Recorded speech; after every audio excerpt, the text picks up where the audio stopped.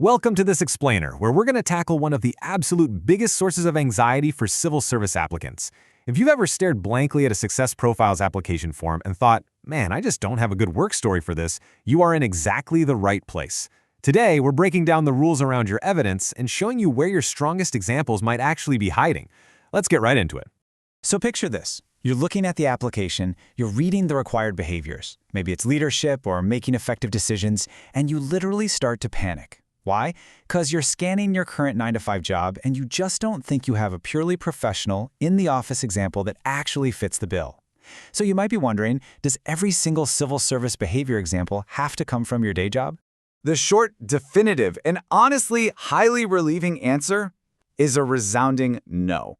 It absolutely doesn't, and we're not just guessing here, by the way. The official Success Profiles documentation explicitly backs this up. It actually states that examples might come from work, sure, but also from somewhere else, like work experience, volunteering, or even in connection with a hobby. See, the whole Success Profile framework was introduced specifically to attract talent from all walks of life. They actively want to see the best of you regardless of where that best took place. Here is the absolutely crucial point to remember. The panel is assessing your actions and how you demonstrate the behavior itself. They are not assessing the prestige of your employer or how fancy your job title sounds. What matters most is whether your example gives convincing evidence that you can demonstrate the required behavior at the level they need for the role. Take a look at the official definitions for behaviors like seeing the big picture or communicating and influencing. Notice what they actually are. They're specific actions and competencies. If you're answering a leadership question, they want to know how you provided direction, how you motivated others, how you dealt with challenges, right? All of those core competencies can be demonstrated in completely different settings outside of paid work. And this comparison brilliantly illustrates the point. Let's look at two potential leadership examples side by side. For the first one, we've got a standard work example. Chaired our weekly team meeting. It's professional for sure, but is it compelling? Now look at the non-work example. Coordinated 15 volunteers for a major charity event under pressure. Just imagine the last-minute cancellations, the unclear responsibilities, the tight deadlines. Which one gives you more to actually talk about? A high-pressure charity event gives you way more opportunity to show genuine leadership than running a routine Tuesday morning catch-up. Let's break down exactly why that non-work charity example wins out. Your work example isn't automatically stronger just because you were on the clock. That charity example actually hits all the right action points required for leadership. Think about it. You had to establish priorities on the fly. You had to redistribute responsibilities when things went wrong. You had to actively motivate volunteers, who, let's be honest, aren't being paid to be there, which is frankly like herding cats and much harder than motivating salaried staff. And you had to resolve last-minute problems to deliver the event. That is incredibly strong evidence. The setting matters far less than the quality of your evidence. Honestly, you have a massive pool of potential evidence across your entire life. You could pull an example from volunteering, or coordinating people in a community group, or maybe leading a university research project while managing competing deadlines. Maybe you captained a sports team and had to resolve a major disagreement, or you started an initiative in a professional network where you have to influence people without any formal authority. Please don't automatically discard a great example simply because you weren't handed a paycheck to do it. Now, this brings us to a massive pitfall. Please, whatever you do, don't force a weak work example just because it feels professional.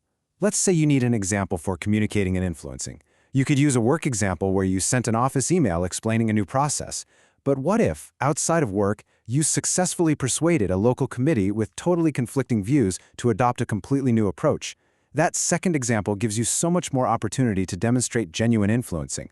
Never discard a story where you really shaped outcomes, just to use a weak example of routine office admin.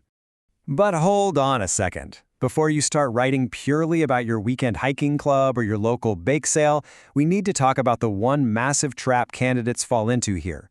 There is a catch to using non-work examples, and it's a critical one. The catch is this: grade matters. Your non-work example still absolutely has to demonstrate the required complexity for the specific grade you're applying for. If you're applying for an admin assistant or executive officer role, levels 1 and 2, general volunteering or university examples usually provide plenty of relevant complexity. But as you step up to level 3, like HEO or SEO, you need stronger evidence of independent judgment and ownership. And by level 4, grades 7 and 6, your example demands strategic thinking, significant stakeholder management, and wider impact. Basically, the standard is not lowered simply because the example came from outside work. The panel is totally happy to hear about your community organization, but they are not going to lower their grading standards to accommodate it. You always have to ask yourself, is this actually a strong example for the specific grade I'm applying for, or is it just a nice story? For instance, look at the official expectations for grades 7 and 6.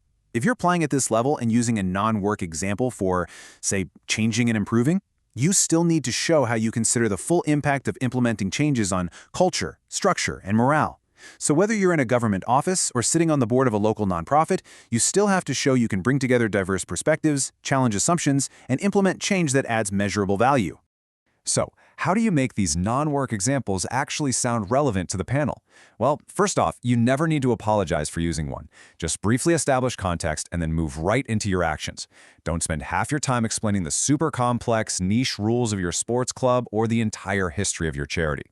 Jump straight into your transferable evidence, the decision-making, prioritization, risk management, problem-solving, and influencing. And, absolutely crucially, always explain the tangible result of your actions. To figure out if your non-work example truly holds up and is ready for your application, we can use a very simple test. I highly recommend running every single non-work example through this checklist before you commit to it. We call it the grade test. Here's how it works. Ask yourself these 5 questions. G is for grade. Is the complexity appropriate for the level I'm applying for? R is relevance. Does this actually demonstrate the specific behavior they're asking for? A is for actions. Can I clearly explain what I personally did using I instead of we? D is difficulty. Was there enough challenge, judgment, or complexity to make it an impressive story? And E is effect. Was there a meaningful outcome that I can actually measure or demonstrate? If you can say yes to grade, relevance, actions, difficulty, and effect, you've got a highly credible behavior example no matter where it took place. Keep this core takeaway in mind. The civil service just wants to see what you're truly capable of, regardless of whether you were handed a paycheck to do it.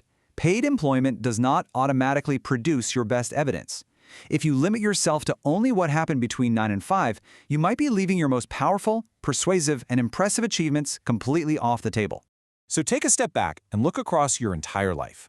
Ask yourself right now, is your absolute strongest evidence hiding in plain sight, completely outside the office?